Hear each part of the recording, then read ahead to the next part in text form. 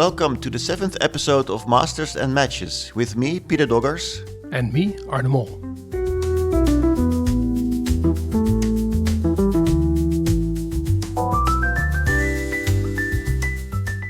Yeah, Arne, it's a bit of a sad episode perhaps, but also a worthy one because we're going to talk about Jan Timman, the legendary Dutch grandmaster who sadly passed away at the age of 74 on February 18, 2026. It's now a few weeks later that we are recording this, but the shock is still, the waves of the shock were still present in the Netherlands maybe because, actually yesterday we had a team match from our club and actually the whole Dutch league, all the matches over the whole country, they had a 1 minute silence for Timman before the start of the play.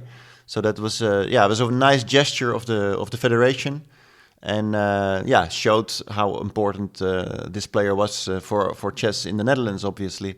So there's no better topic, I think, for today's episode of our podcast. Yeah, absolutely. Jan Timman was one of my childhood heroes. When I started to play chess, I was following his actions in the chess world very closely. And they really resonated with me over the years. I have many nice memories of seeing Jan Timman in action. But he was not only a chess hero for people in the Netherlands. In fact, a team member of mine from my Spanish club in Barcelona, Miguel Iescas, mentioned that Timman was actually his chess hero as well. So he's one of the best players of Spain, obviously. Played many international tournaments at the highest level. But to hear him say that Timman was also his hero, yeah, it kind of struck a note with me. And I think that he's definitely not the only one. Mm-hmm. Definitely, yeah. And so what I'm going to do is I will be reading the obituary that I wrote for chess.com. And then we will mix it up with further thoughts, anecdotes, everything that comes to mind. And this way, we hope to bring an even bigger picture of the life and his career of Jan Timman in this podcast. Jan Timman, a former world number 2, multiple world championship candidate, 9-time Dutch national champion, prolific author, honorary editor of New and Chess magazine, and endgame studies specialist, passed away on Wednesday after battling a serious illness. He was 74. How does one decide to become a chess player? And when does one consider oneself to be a chess player? When speaking to his biographer Jan Kuipers, Timman saw the following incident as the moment when his professional career unfolded. In the early 70s, chess was considered more interesting than it is now. It felt like it had a certain importance. In a sense, I was outside of society as a chess player, which was an interesting fact. Back in those days, I once met Donner in the corridors of the IBM tournament. Except for him and me, there wasn't anyone there at the time. He was walking there with a cigarette, stopped, took one last drag, and then stomped out his cigarette on the carpet. He looked at me meaningfully. I thought that was very good. It really appealed to me. I stood still, looked at Donner, and thought, yes, it's good to be a professional chess player. You just do things like that. Other people don't do that. I wanted to start the obituary with something between Timman and Donner because their relationship was very special. Donner was a very special character himself and an amazing writer. And I think there was a lot of love somehow between these players. We mentioned it in the previous podcast that Donner died during the 88 Olympiad. One of the funny things I picked up in the book, it's a Dutch book actually, but it's called The Purest Love is That Between a Man and His Horse, or his knight, I guess. There's an interview with Jan Timman, and there it is mentioned that he once had an interview with the Dutch interviewer Isha Meijer, and he said, even in this antisocial milieu of chess players, I am still even more antisocial. So I think it says something about his quirky attitude in the chess world. Mm-hmm, yeah, also known for his clothing, I believe, when he was young, sort of wearing differently than others, and even longer hair than others. So yeah. Yeah, he was a hippie. Timman was by far the best Dutch chess player of his generation, winning 9 national titles in total. He was one of the best players in the world for 2 decades, roughly between 75 and 95. He was the world number 2 behind Anatoly Karpov in 82, and for a long time known as best of the West or best of the rest. Yeah, I know it as best of the rest, actually. So he was the best player after Kasparov and Karpov. Mm-hmm. Yeah, and in his article after Timman's death, Hans Rey also pointed out that best of the West maybe is not even saying enough about his qualities, because the others were only Kasparov and Karpov for a long time. So yeah, he was basically the best one behind the 2Ks, which was really something. Yeah, in the East there were many more grandmasters, but Timman was better than all of them. Right. He was a worthy successor to his compatriot, the former world champion Max Euwe.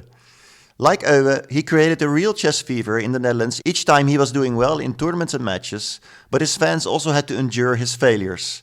For example, at Rio de Janeiro 1979, or his 1986 candidates match versus Arthur Yusupov.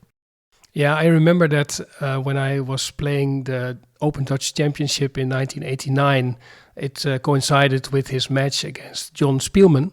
And we were all kids following the games very closely and really feeling with Timman when he lost the game. I remember a game he lost in the Ruy Lopez when Spielman played the Schliemann defense 3F5, and then still winning the match. So that was really great.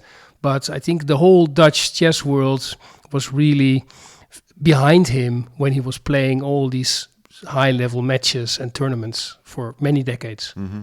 After losing a candidate's final match to Nigel Short in 1993, Timman ended up playing for the FIDE world title after all, because Short, with Garry Kasparov, broke away from the International Chess Federation to launch the Professional Chess Association.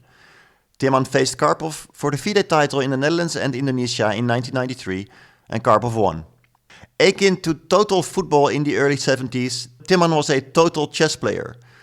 He was a great strategist and had a style that involved both attacking and positional elements, multidimensional and broad in scope.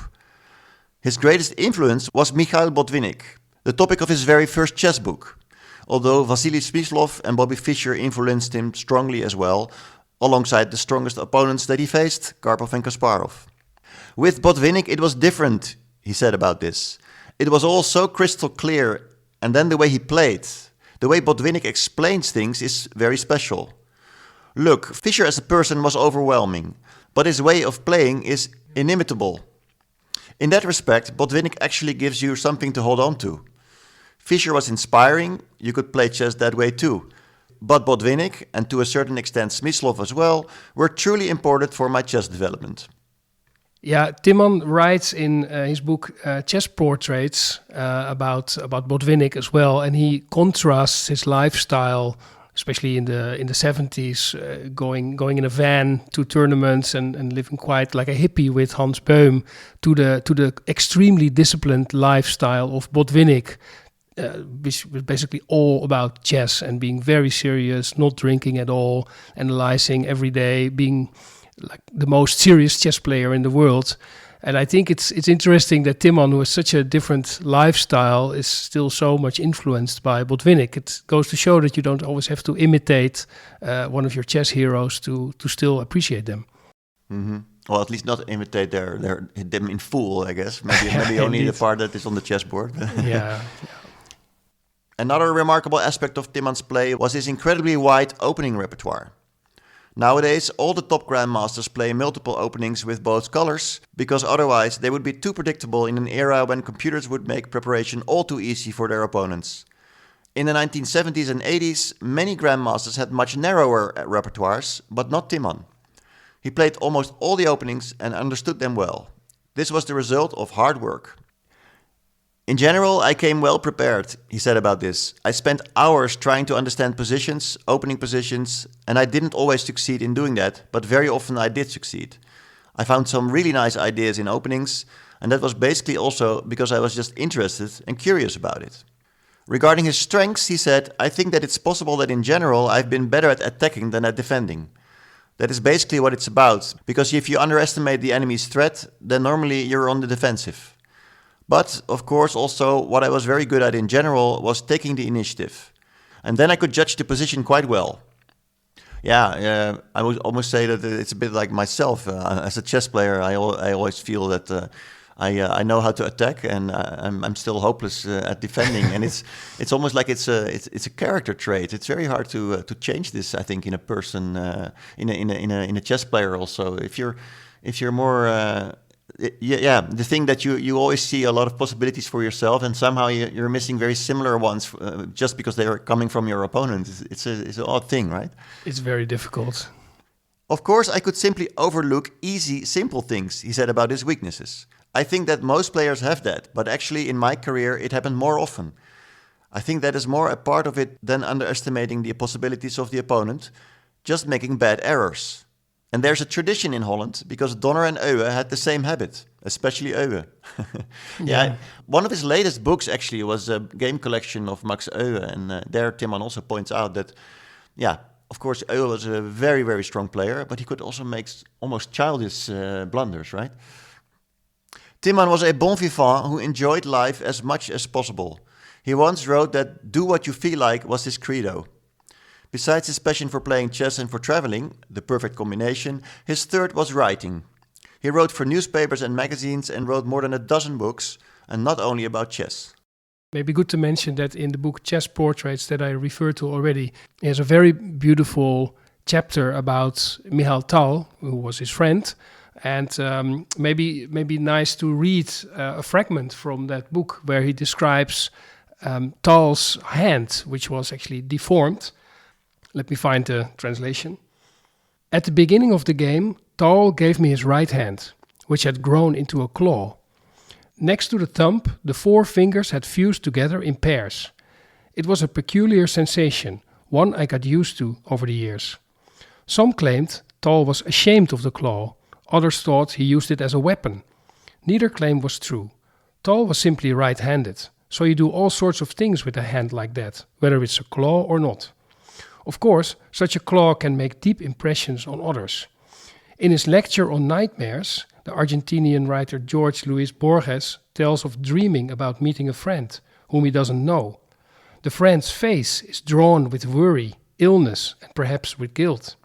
He holds his right hand in his jacket pocket. In the dream, Borges embraces him and feels the urge to help him. He says, "But my poor Fulano, what has happened? You've changed so much." "Yes," the man replies, "I've changed a lot." Then he slowly removes his hand from his jacket. Borges sees that it's a bird's claw. I think that's a very nice piece of prose. Definitely, a beautiful piece. Timman has been described as the last of the romantics. In his acclaimed book, Timman's Titans, from 2017, he wrote, "Above all, professional chess is now ruled by a computer. I think that in these times, I would not have become a professional chess player. Knowledge has become too important. You cannot live on talent alone." Yeah, I think this is sort of what happened in his early career, especially. I will be mentioning that later in my obituary, but I think basically from the late 60s until like 1978, Jan Timman reached grandmaster status and beyond, mostly on his talent. And he often told the story that he got his life more organized when he married, and he started working more seriously on his chess, which got him to the next level, to the world class level. But he achieved already so much, I think, by just playing a lot of tournaments and just being very, very talented. Timman's approach to chess and that of his peers was different. "I was basically concentrating on the game. I knew that was the best approach, and I was not nervous in any sort of way. I thought it would always be okay somehow. I mean, it's just the way of life. Yeah, it's not like chess players nowadays. When they are 20 years old, I mean, their life looks very tidy, very organized. I was not like that at all in those days. It was not very well organized at all, and we just liked to live, and I liked chess. It was a way to travel, but I loved the game already at that time, and I never lost that love." Preparation for games was also completely different. In a New in Chess podcast from 2024, Timman said about this, "I just studied the games of great players. I remember when I was playing my first Dutch championship in 1969, I had the habit of playing over games of Botvinnik against Smyslov. I was just sitting there, not even my hotel room, but somewhere in the hotel. And I remember that at some moment Donner was there and he just came to me. And he said, 'Can I sit next to you? I also want to see this.' And he said, 'Yeah, great games.' I was 17. I didn't know him that well, but that was very touching." So for the bigger part of his career, Timman actually hardly used computers. I personally remember, I'm telling this in the obituary, that I did actually work at New in Chess for a brief period after I finished my university studies. Somewhere in 1999, I was working in the New in Chess office in Alkmaar, the Netherlands. And every few weeks or so, a fax would come in with several pages of handwritten text. So Timman was not even using a typewriter. He was actually writing his columns by hand and then putting it in the fax machine. Amazing. Yeah, and then one of my colleagues had to sort of type everything into the computer. Timman also never played online. He truly hated it and would only use the computer sometimes for chess preparation in the last decade of his life, and never with a lot of pleasure.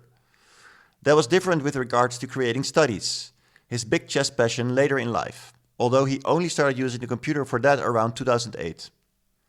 "I think that if I use the computer for my endgame studies, it's a blessing," he said about this.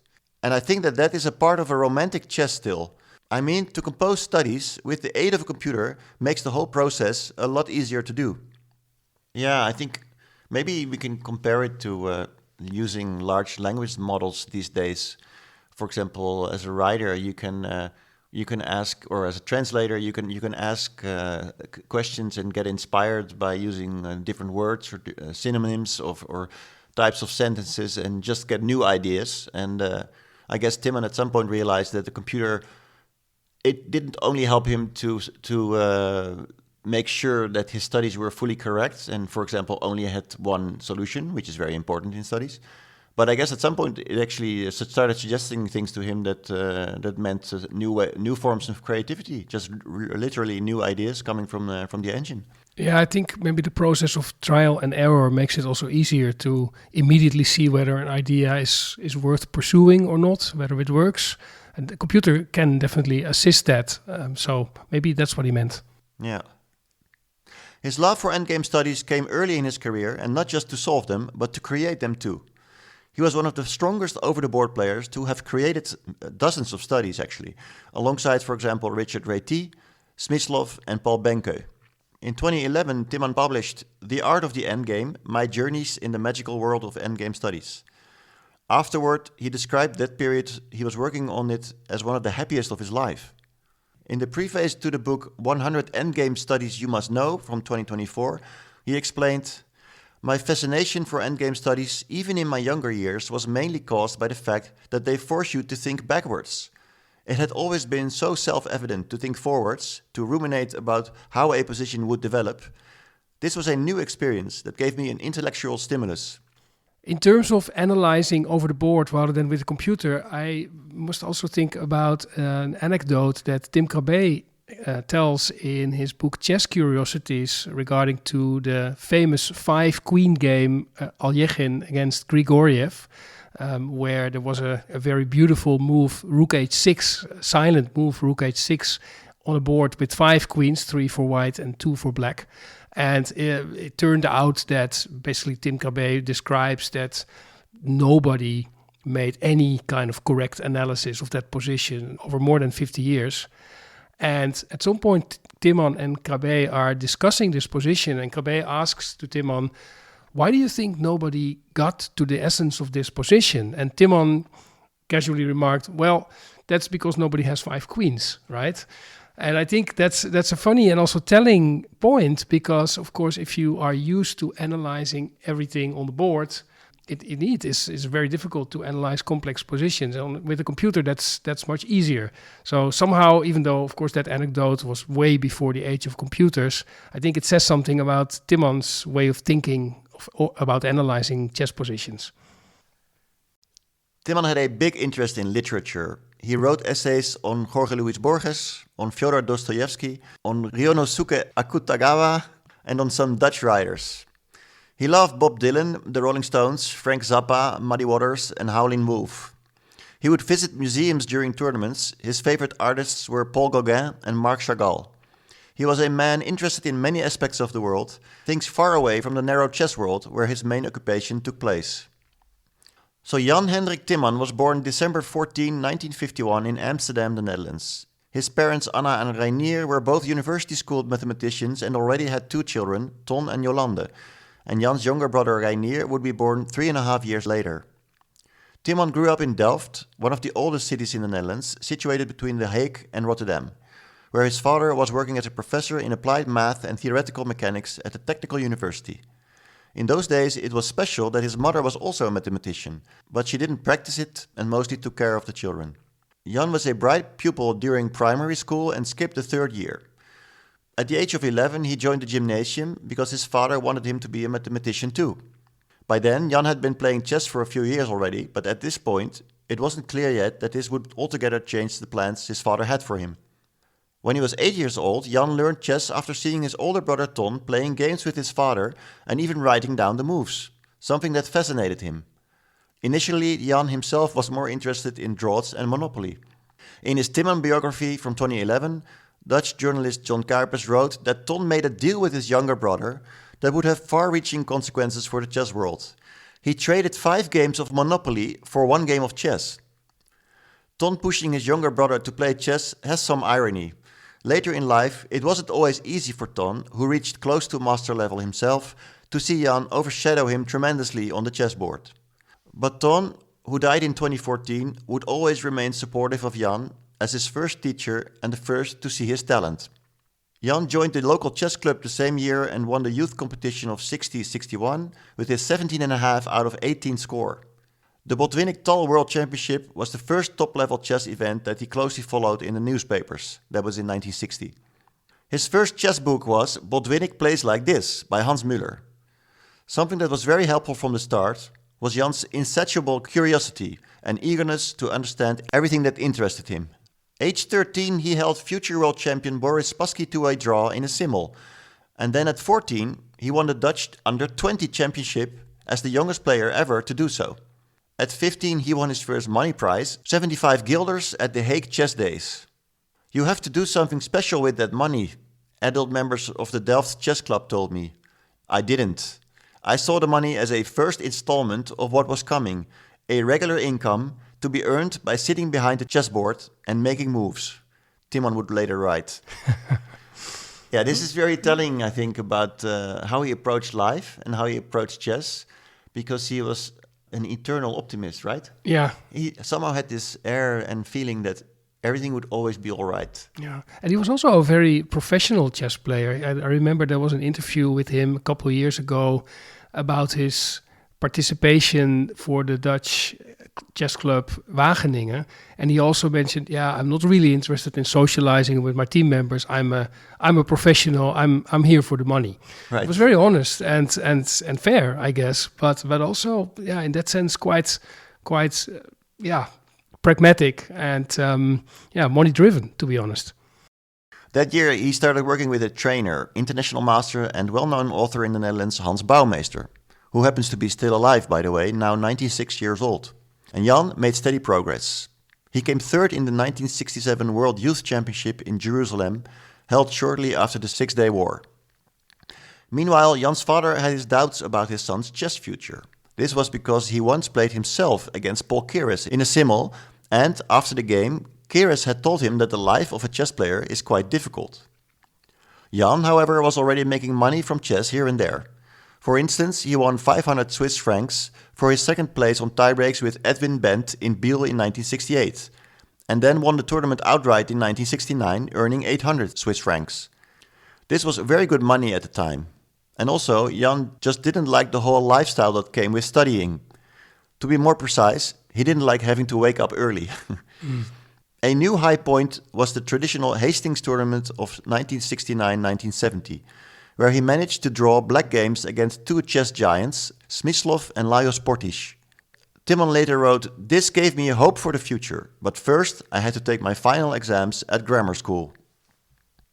In 1970, Timman graduated. He planned to move to a student flat in Amsterdam and enroll in mathematics, like his father wanted. And he was good at it too.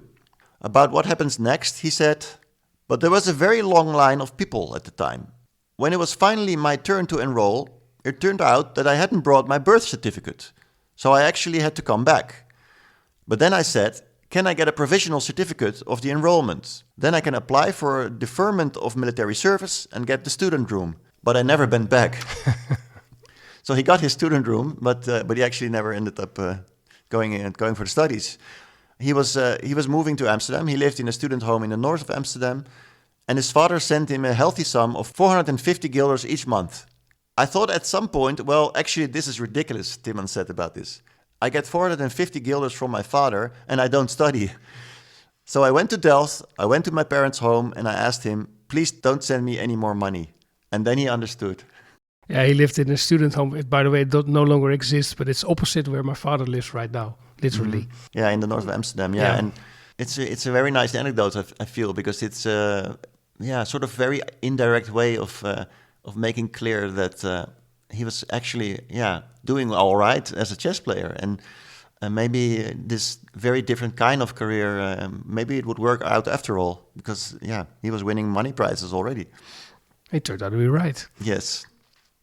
Timman later described this episode as the realization that he didn't want to be dependent on society.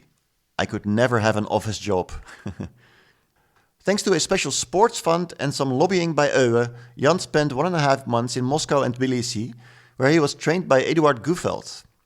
In 1971, he obtained the international master title by winning the Hoogovens Masters Group. That meant he was quickly becoming one of the strongest players in the Dutch chess scene, a somewhat sloppy-clothed, dreamy type with angelic hair, but one with a clear talent for the game. After Timman's first Dutch championship, where he finished in a tie for 4th place behind Hans Ray, Donner and Eddie Scholl, Donner wrote, "Only Timman's play had its moment of noblesse. The incredible way, for instance, in which he refused to win against Krabbe showed signs of true greatness." Meanwhile, his older brother Ton was himself developing into a decent player as well and would eventually gain the FIDE Master title. The two brothers both qualified for the Dutch Championship of '72. Jan was already an international master, while Ton was considered a dangerous outsider. After the penultimate round, IM Koen Zuidema led the competition with 7.5 points, with Jan on 7 points. Ton would play black versus Zuidema in the last round, and Jan visited his hotel room the night before with his good friend Hans Beum, and they brought some beers to teach Ton how to play the line with 4 Queen D7 in the Wienaber French. The next day, Jan beat Hans in their mutual game and Ton reached a winning position. He could make his younger brother champion of the Netherlands, but ended up losing the game. The opening preparation had worked to his advantage, but the beers that came along with it had not. That game is described by Krabbe in Chess Curiosities as well, in one of the chapters on winning steel kings, as you call it, kings that walk all across the board. Because that theme featured in the game Zuidema against Ton Timman as well. Indeed, it was a French Wienaber with Queen D7, and Ton reached a winning position.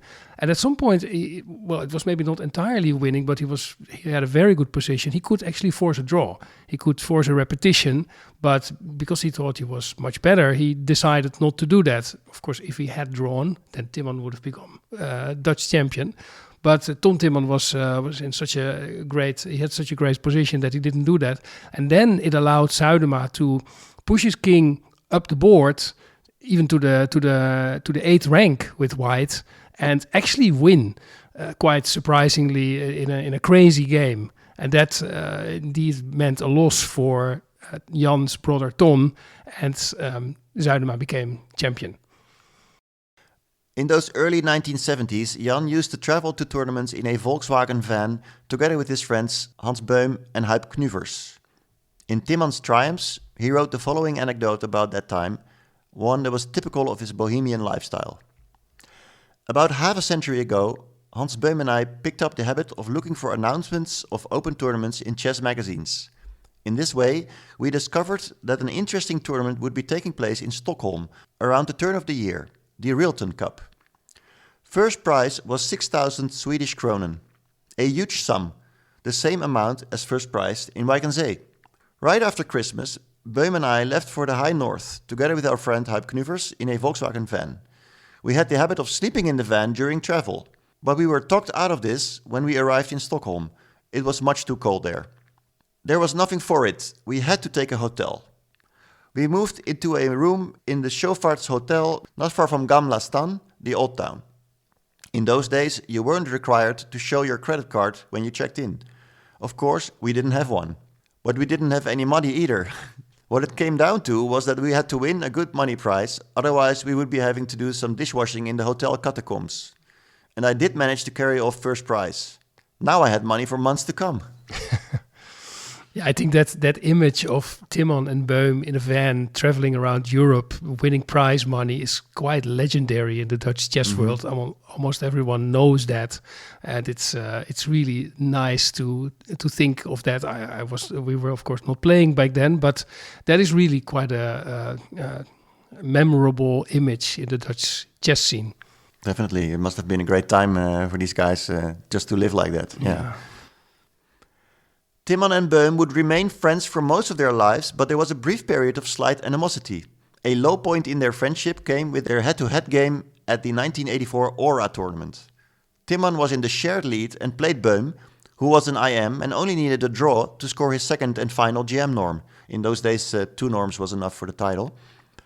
When Portisch and Campora drew their last round game quickly, Timman only needed a draw for shared tournament victory, which Beum informed him of. However, at that point, Beum had just made a mistake on the board and Timman saw it as his professional duty to play on and try to win the tournament outright.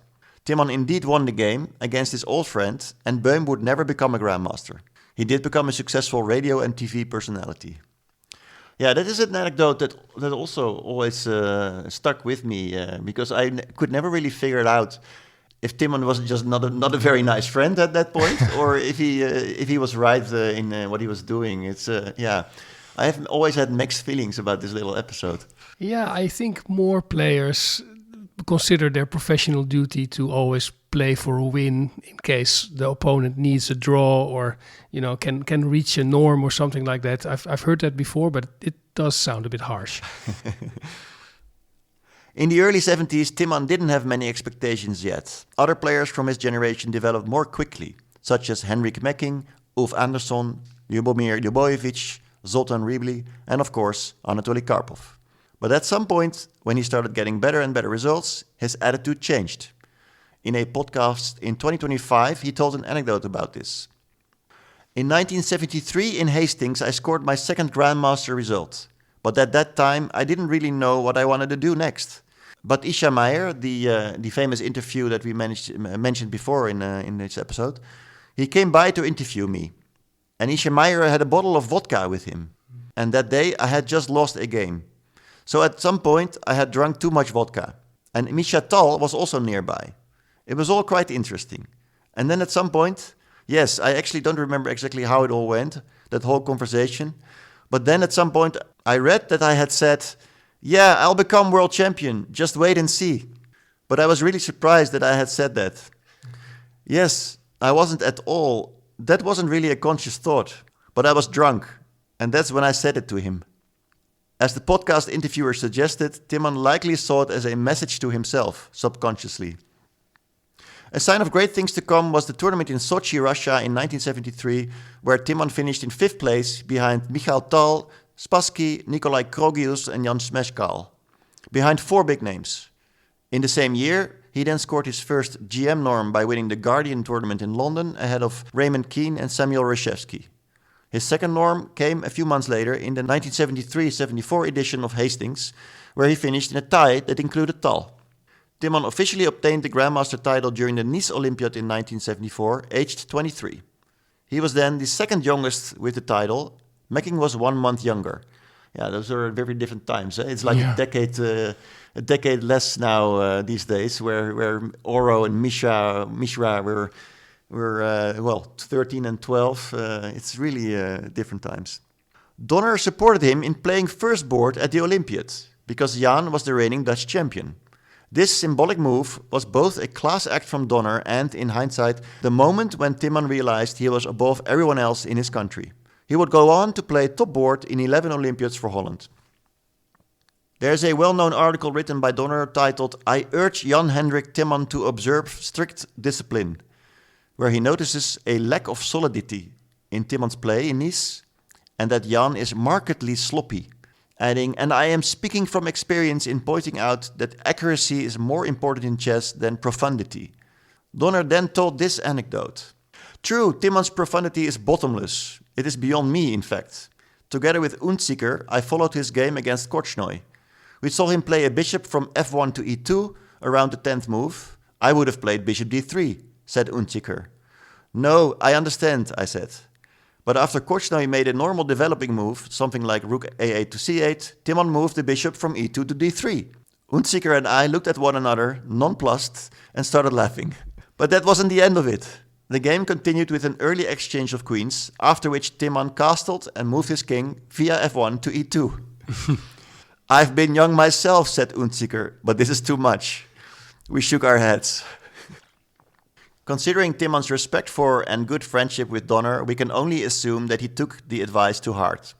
When Donner died on November 27, 1988, Timman wrote, "He was someone who meant a lot to me. I learned more from him about life than about chess." Early in his career, Timman already admired Donner for his writings. Any Dutch chess player who writes hopes to emulate at least something from Donner, and Timman was no different. Besides chess and traveling, writing became his third lifelong passion. This started with early publications of analysis in Schaakbulletin, the predecessor to New in Chess magazine.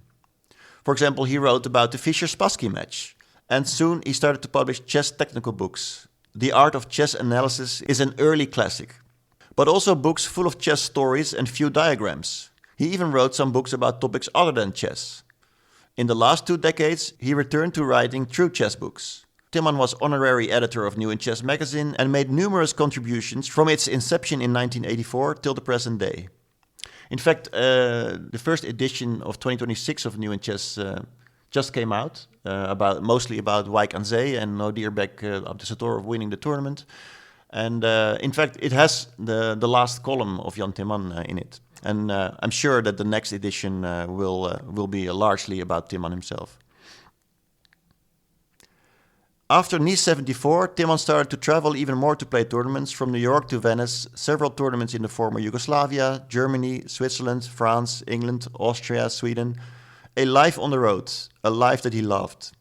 In his 1988 book Het smalle pad, The Narrow Way, he wrote, "In the life of a 20-year-old professional chess player, ambitions go hand in hand with dreams that are nourished by restless traveling from one tournament to another, from one country to another. In such a life, there are no school desks or college halls. There's no pressure to get up early, no duty to give account for anything. A triumphant feeling takes possession of you. You are your own boss, governed only by your own abilities." Yeah, this is what we were talking about before, the life with Hans and his other friend, and going mostly through Europe, and yeah. Yeah, he did it his own way. He lived his own way, he lived life his own way. In 1975, which was the year I was born, Timman won his second Dutch championship with the tremendous record of 8 wins, 3 draws and no losses. At the end of the tournament, the military police appeared at the venue with a note that he had missed the deadline to present himself for military service.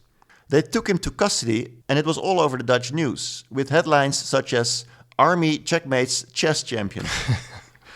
Timman wrote a petition to the minister filing for temporary exemption, which was granted, but still spent 2 weeks in jail. Donner said, "Alone in a cell, that's every chess player's dream."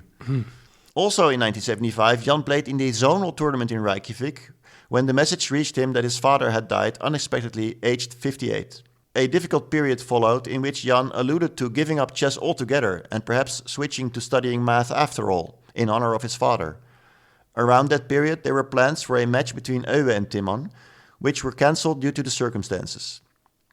Euwe even sent a letter in which he wrote that he understood Jan's considering quitting chess. His father didn't live to see the peak of his career, but he did witness his first successes. 10 years after his father's death, Jan received a letter from a colleague of his father's. His father had told his colleague, "My son will be much more famous than I will ever be. Timman's passion for chess returned after Lubomir Kavalek invited him to join him for the interzonal tournament in Manila as a second. In 1976, Timman came third in Skopje behind Karpov and Ullman and also won the gold medal on board 1 for the Netherlands. The team won silver in Haifa, Israel, an Olympiad boycotted by the Eastern Bloc countries. He then returned to Reykjavik and this time won the tournament with Friedrich Olofsson. Timman's weaknesses in life were the ones that fitted with the bon vivant lifestyle, sloppiness and laziness.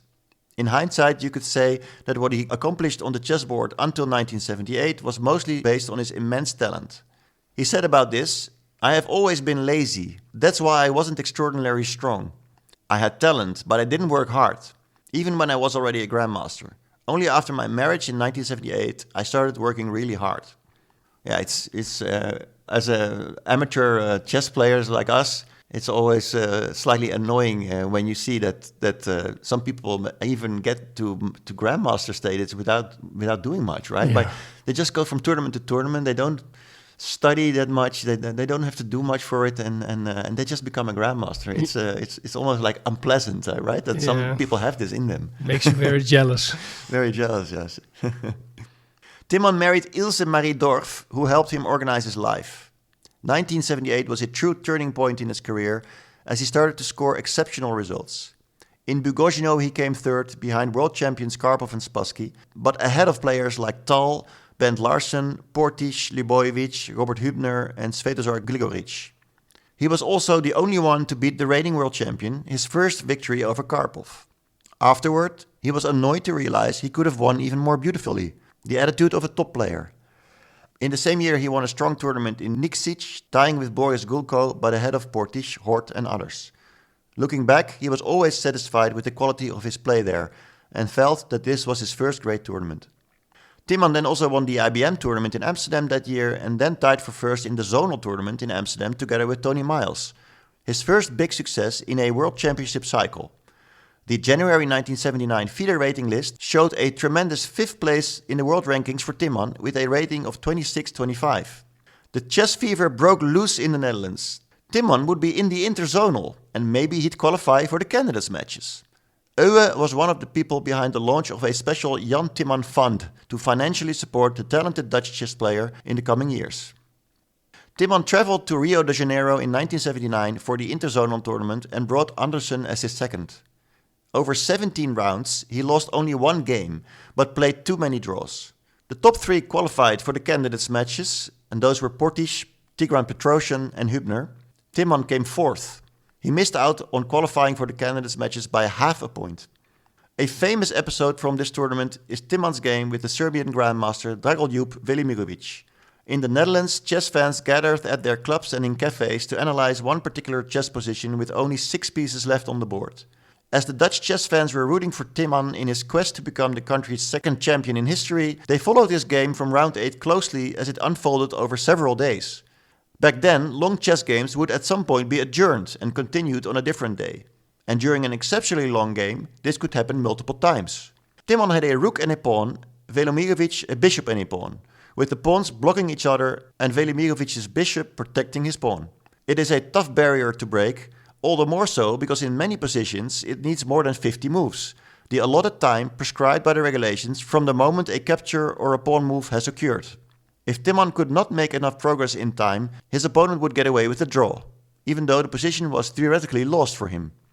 As it happened, Timman had brought some endgame books to Brazil, those of the French-Swiss theoretician André Chéron. Timman found this endgame in one of the books and started studying it together with Anderson. Ulf had very good brains for such endgames, Timman told me during a conversation in the spring of 2023. I was talking to Timman for my book, The Chess Revolution. Timman described Anderson's brain as a kind of a mathematical one, I guess similar to his own. The fewer pieces are left on the board, the more abstract the reasoning gets. Meanwhile, in the Netherlands, Dutch fans were enchanted by Donner's almost daily coverage in the newspaper The Volkskrant. The Grandmaster tried to explain Chéron's algebra to his readers, and after his first article, he received 20 phone calls from amateur players who claimed to have found a winning strategy for Timman. Even before looking at Chéron's work, Anderson discovered a quicker way to win the endgame than in the book. And while Velimirovic defended quite well, Timman eventually won the game but failed to qualify. Donner wrote, that he failed to make the grade didn't matter in the end. By then, Holland had lived through a week of chess fever such as we hadn't seen for decades. I think these days we would just go to the internet and check Nalilov table base, right? Yeah, true. Yeah, and in fact, I discussed this also with Timman when I spoke to him 3 years ago, because a large part of the book that I wrote is about the influence of computers on our game. And as it turned out, in I think 1986, Timman was invited to the university in Leiden by a famous artificial intelligence expert in the Netherlands, Jaap van den Herik. And at the university, they had the 4 and 5 piece table base available already. 6 pieces didn't exist yet, I think, until like 91 or something. But this endgame was suddenly available in table base, so you could finally see what would happen with perfect play. And I believe, Timman noticed that they did quite a good job with their analysis 7 years earlier, but the table base still showed some positions where the win was even shorter than they managed to find. Interesting. So that was probably his first experience with getting some help actually from the computer in endgames. 1980 was not a bad year, but not particularly successful either. Tournament victories returned in 1981, his first win in Wijk aan Zee, joined with Genna Sosonko, his 6th national title, and victory at the last IBM tournament in Amsterdam, ahead of Karpov. He then crushed the field in Las Palmas, finishing 2 points ahead of Larsen.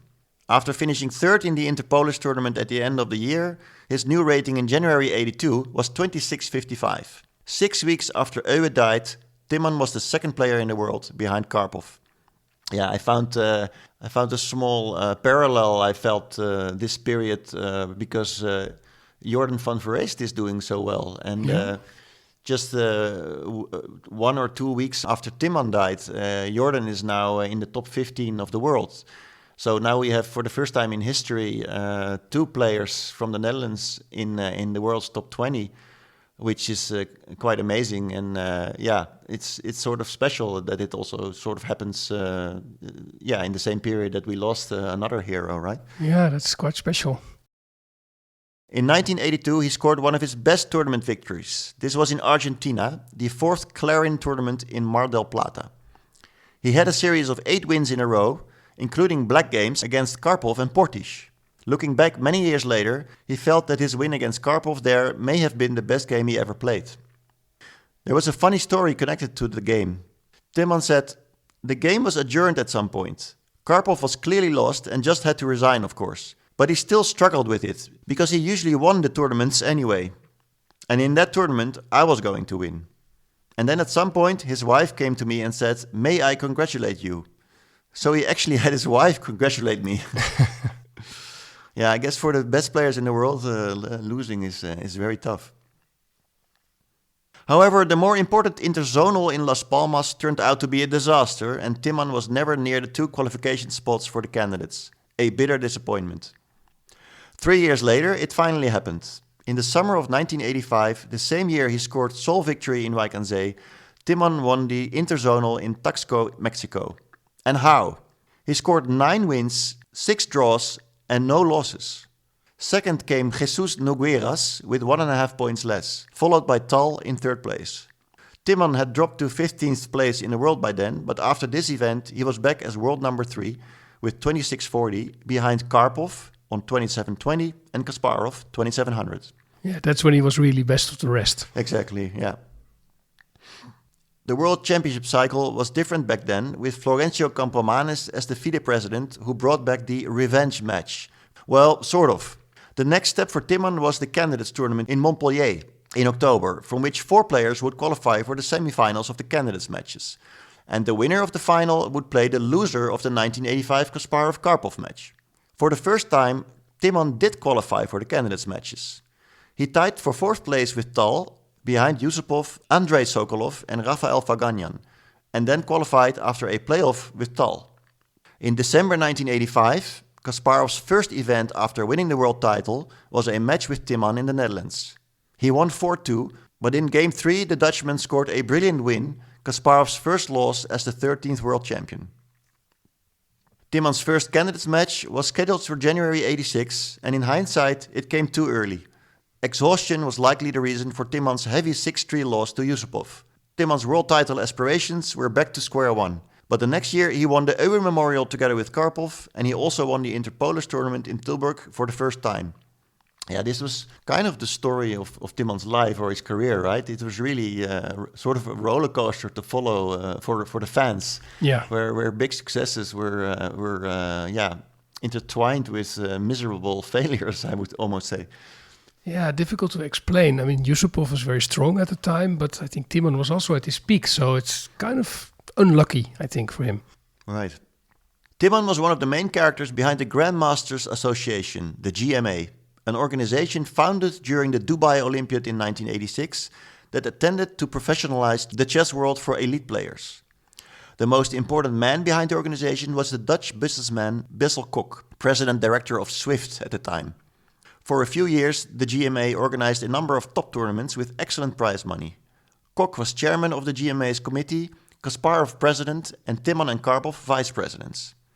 In 1988-89, the GMA organized 6 World Cup tournaments in Brussels, Belfort, Reykjavik, Barcelona, Rotterdam, and Skellefteå.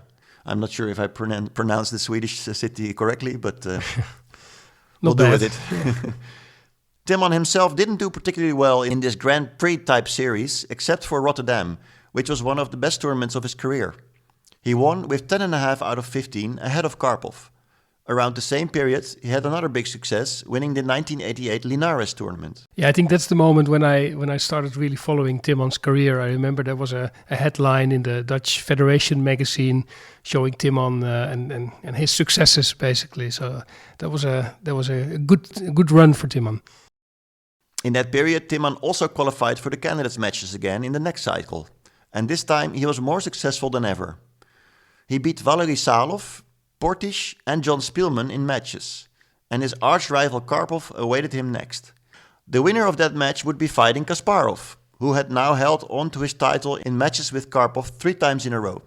Maybe it was time for a new opponent? The match with Karpov took place in 1990 in Kuala Lumpur, Malaysia. Timman lost without having a real chance, and in hindsight, the first game felt decisive. On move 18, he had come up with a novelty that was plain bad, and that early loss had a big effect on him. Yeah, that game was actually played exactly 36 years ago, when it was in March 1990. I must say that I remember that match quite differently than it turned out to be the case, because he indeed lost with 4 points difference. But I also remember that the quality of the games was quite high, and there were a lot of cutting-edge openings ideas being tried. I remember a lot of Zaitsev, Rui Lopez games where Timman tried to hold his own, but ultimately Karpov proved to be a better player. Of course he was, but my memory is still saying that, well, Timman did a pretty good job in that match, actually. But yet again, Timman got just as far in the next cycle, or arguably even further. He defeated Hübner, Korchnoi and Yusupov in candidates matches, the latter as a revenge for his lost match in '86. This time, it wasn't Karpov who was awaiting him as the final hurdle to reach the battle with Kasparov. No, Karpov had surprisingly lost to the Englishman Nigel Short, and so the candidates' final match in early 1993 was played in San Lorenzo, Spain, between Timman and Short. Interestingly, by the way, this 2 names, many chess players will be thinking about a different game. Timman and Short played 2 years earlier in Tilburg in the Netherlands. It's one of the most famous games ever played, I think. Yeah, it's a bit sad for Jan Timman that the game he will be known for best is a loss against Nigel Short, where Short played an absolutely brilliant, again, a game with a winning king marching up the board, just as the game between Zuidema and Ton Timman that I referred to earlier in the podcast. This time, Nigel Short just marched his king up to g5 and h6 with the idea to checkmate the black king, Timman's king, and Timman could do absolutely nothing about it. So it's one of the most famous games of the 90s, I think. And sadly, for Timman, he was on the losing end. Timman lost the match with Short narrowly. He had never been this close to a world title match with Kasparov, during a period when he was optimistic that he could beat the beast from Baku. This was partly because of Timman's glorious success at the 1991 Immopar Rapid tournament in Paris. where he had beaten Kasparov in the final after eliminating the likes of Gadakamsky, Karpov and Vishy Anand. Over the course of a few days, he won $80,000, a fine sum of money, especially back then. Timman basically clinched the equivalent of the World Rapid Championship. But Timman lost to Short. However, due to unforeseen developments, Timman ended up playing for the world title after all, but against Karpov. This was because Kasparov and Short had left FIDE to start the Professional Chess Association and played their title match under the PCA umbrella. Karpov and Timman said yes to FIDE's invitation to play for the FIDE world title. Both matches took place in September 1993. In London, Kasparov beat Short, while Karpov was once again too strong for Timman in a match that took place partly in the Netherlands and partly in Indonesia. Yeah, I remember this match very well, and especially the part which happened in Amsterdam. I was a student at the time, and visiting the tournament hall after my day at the university. And again, maybe my memory is a bit warped, but I remember this as a pretty good match by Timman. He lost ultimately, of course, but from the analysis and the commentary that was given at the venue, I got the impression that Timman was really fighting to compete with Karpov, and it was a very close call. In the end, he won, I think, a game just before the end, but then the last game was a draw. And he deservedly lost against Karpov, I guess. But still, for Dutch people, I think it was still a pretty exciting affair. I think this time you are closer to how Timman actually also looked at it, because I have him saying, for me, this turned out to be a match of missed chances. 5 times I let a winning advantage slip, and I even lost one of those games. In the end, Karpov won 6-2 with 13 draws. I was disillusioned. Many years later, in 2016, Timman got his revenge when he defeated Karpov 2.5, 1.5 in a 4-game match in Murmansk. Timman didn't play more classical chess games against anyone else than against Karpov. The two played 95 times, with 28 wins for Karpov, 9 for Timman and 58 draws. Timman won another candidates match in 1994 against Joël Lautier, but then lost to Salov and was eliminated. His last appearances in the World Championship cycle were in the FIDE World Championship knockout tournaments of Groningen 97 and Las Vegas 99, but in both times he got eliminated quite early. Yeah, I remember that tournament in 97 as well. I was playing myself there. Wasn't that the tournament where we played our first mutual board game? I think it was, yes. It was. was. 97? Yeah, that's right. Yeah. For the record, Arne won. Good memories, for me at least. Not for Timman, I'm afraid. Well into the 1990s, Timman was a big name in the Netherlands. He was definitely one of the most recognized sports figures. In 1997, he was invited to create a TV program about chess over 10 episodes, which became a huge success. Each episode of Chess with Jan Timman got over 300,000 viewers, a spectacular number for a chess program. Yeah, he was really famous also with non-chess players. I remember I once had a job interview with a manager and I casually told him that I once played against Jan Timman. I'll come to that later in the podcast. And he was really impressed and really surprised that someone like me had played against such a famous Dutch person. And he even wrote something on his website later, kind of showcasing me as someone who played against the great Jan Timman. I was quite surprised by that, but also honored, of course. And it shows that even with people who didn't know anything about chess, he was really famous and quite a household name. Timman was past his peak, but continued to play tournament after tournament well into the 2000s. He won the second Dorner Memorial in 1995 together with Julio Granda, and beat the rising star in Dutch chess, Jeroen Piquet, in a 10-game match in the same year. Another bright spot was his third place in the 1998 edition of Wijk aan Zee, behind Anand and Kramnik. He scored tournament victories in Malmö 2011, tied, 2005 tied, and 2006 sole victory, Willemstad 2001, Reykjavik 2004, and then in 2009 he won the reasonably strong Staunton Memorial in London. In 2005, he was part of the Dutch team that won the European Team Championship, alongside grandmasters Luc van Wely, Ivan Sokolov, Sergei Tiviakov and Erik van den Doel. Timman had divorced Ilse Marie Dorf in the late 1990s, and during the 2002 Wijk aan Zee tournament, one night in Café Sonnevank, he met Geertje Dirkse. She was 23 years younger than him and shared a strong passion for Bob Dylan. They married in December 2003 and in 2007 moved from Amsterdam to Arnhem. After finishing in last place in Wijk aan Zee in 2003 and 2004, Timman received the news that for the first time in decades he wouldn't be invited for the top group for 2005. It made him furious, also because he had just shown some better results. It was a bitter pill for him, but a few years later the relations with the organizers improved again. In 2008 he participated in a special group with 4 former winners, alongside Korchnoi, Portisch and Ljubojevic. And then he decided to play in the B group in 2012, where he finished in 9th place with 6 out of 13. Before the first round, he was greeted with applause from the audience. A very moving experience, said Timman about this.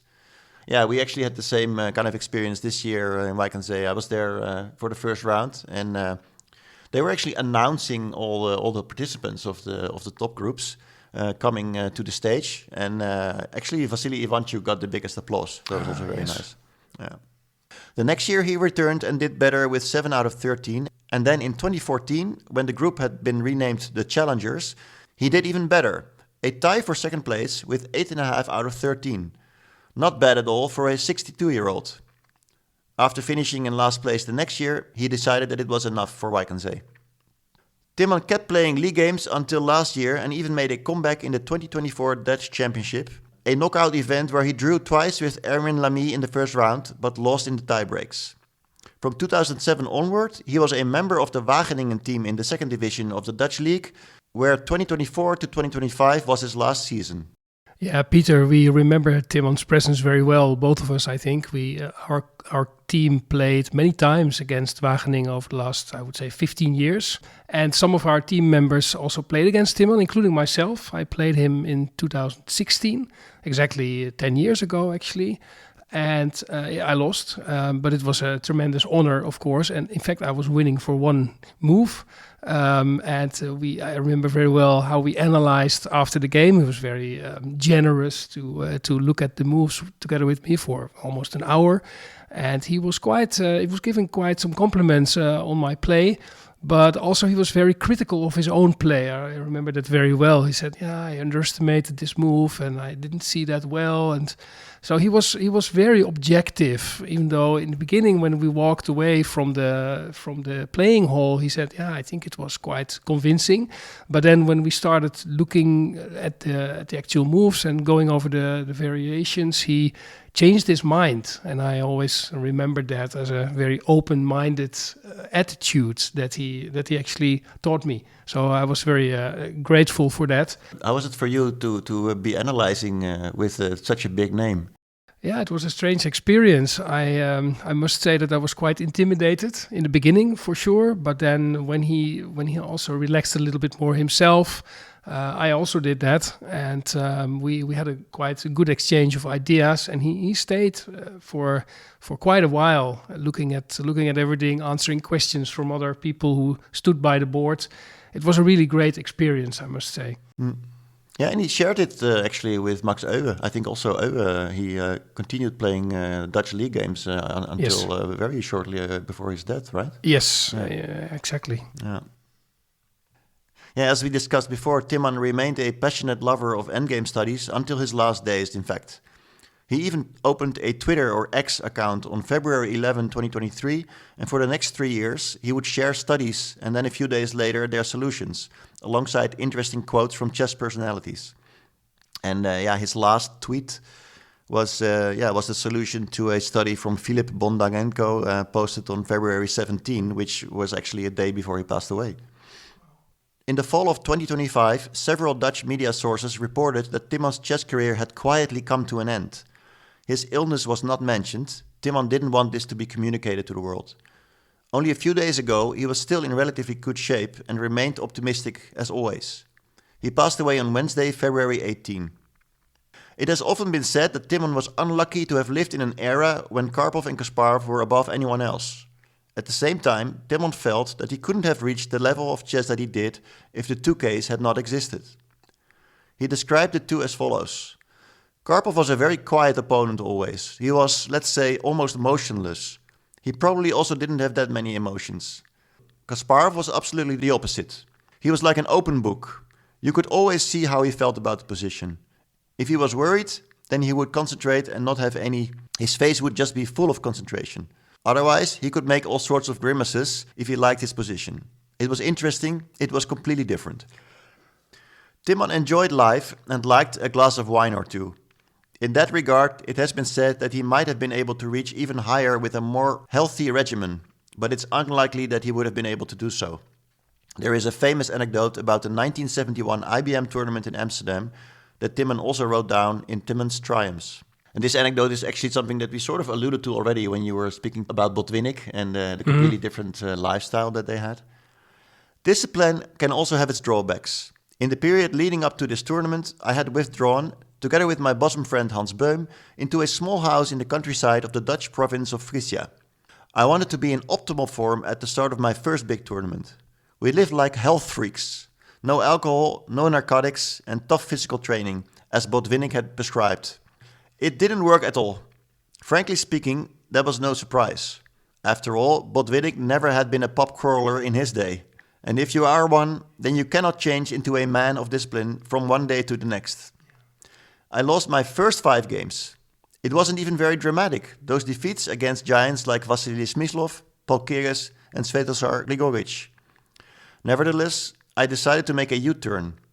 My nights were full of alcohol abuse again, and this had a positive effect on my play. Without this pressure to perform, things went much better, and I gained 6.5 points in my next 8 games. Unfortunately, I lost again in the final 2 rounds.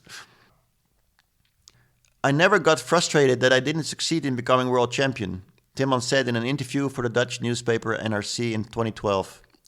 The pursuit of becoming one has always preoccupied me more. After I turned 40, I played one more World Championship match against Karpov. I was quite hopeful of winning it. Karpov wasn't in good form. I got into a few games with a small advantage, but I struggled to convert those into wins. When asked whether he was not a killer, Timman reacted testily, quoting from fellow GM John van der Wiel, who once said about him, "Not a killer, but a chess player who had no qualms about shredding blood." And then he added, "I didn't feel the need to destroy people, but rather to defeat them. Perhaps it had to be induced in me, to strike in the decisive phase of matches, to stay cool." Yeah, that was the end of my obituary. And we felt that there was like one more topic that I hadn't mentioned that was maybe worth mentioning. And that is Bobby Fischer, actually. Yeah, I was quite intrigued when Bobby Fischer briefly came back to the chess world in 1992 to play this match against Boris Spassky. Jan Timman actually was interviewed in several magazines, I think in New in Chess as well, and he told some things about his interactions with Bobby Fischer, which I knew absolutely nothing about. So I think he met him a couple of times, and you've also looked up some anecdotes that he shared, right? Yeah, well, there is this biography from, I believe, 2011. I think only available in Dutch, and there it is mentioned that the first time the names of Timman and Fischer are mentioned together was in January of 1983, when a Dutch newspaper, the biggest Dutch newspaper, the Telegraaf, suddenly came with an article that said, there will be a match played between Fischer and Timman for a lot of money, that was big news. I mean, Fischer was big news, and him playing a match against Timman was huge news, of course. So all the chess fans saw the news article and were really surprised, and that included Jan Timman, because as it turned out, he had not been involved at all with this. There were some people contacting a contact person of Fischer, and the person who was behind the money was actually Joop van Oosterom, who had a very successful software company called Volmac. And he was already sponsoring chess, for example, with a team in the Dutch league, and Jan Timman was playing for it. And there was actually a bit of they had made a contract for 1 million guilders and sent it to Fischer. And somehow this already made it into a newspaper article. Then Fischer started to demand more money, actually, much more money, actually. And somehow the whole idea never came to fruit. But it was mostly funny that all this happened with Timman not even being aware of it. Yeah. Yeah, and then There was the moment when they met for the first time. This was in 1990, and it had been arranged by Bessel Kok, who I mentioned before, the man of Swift and the man behind the Grandmaster Association. And he had to actually pay Fischer to invite him to Brussels. So Fischer would only come if he would get like starting fee for a meeting. And Timman was also there. And Fischer showed his clock because he was still advocating Fischer random and also his Fischer clock, which was the clock that added bonus time each move, clock that we're now very much used to. And apparently, Fischer was also at that time already known as an anti-Semitic, and he was actually a Holocaust denier. And he said that the story about 6 million Jews being killed in the Second World War was just not true.